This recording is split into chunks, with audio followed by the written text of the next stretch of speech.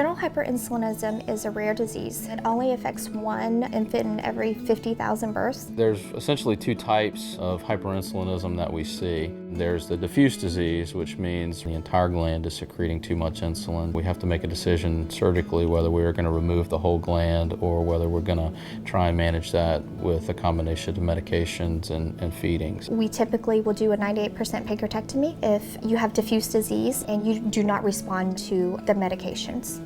Essentially, we're trying to remove all of the excess insulin-secreting tissue to drop the insulin level and bring the glucose level up.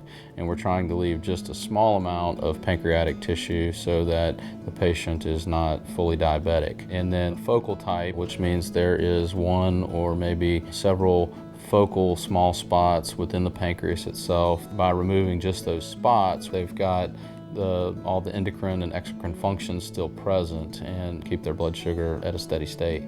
At Cook Children's, we have a very intensive research program that goes along with our clinical care to develop new types of treatment, such as new drug therapies. And using our 18F-DOPA PET scanner, we've been able to develop a surgical program that allows us to cure patients with focal disease.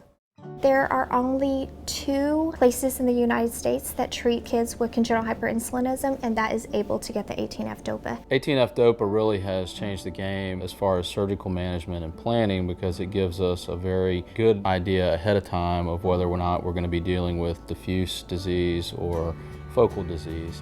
We have a multidisciplinary team of all of the specialists who are required to treat the complex condition. This is a team effort. There's more than doctors and nurses involved. Most important on our team are the parents. We're here to offer their family whatever they need. We don't have to move the patient anywhere to provide the pre and post-op care for that problem and any other problem that accompanies it.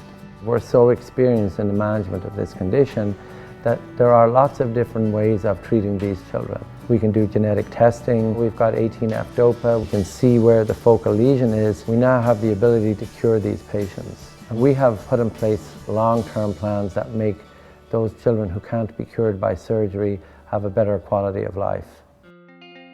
At Cook Children's, we provide a wealth of amenities and resources, from necessities to luxuries. Our team also helps with billing, insurance, and authorization.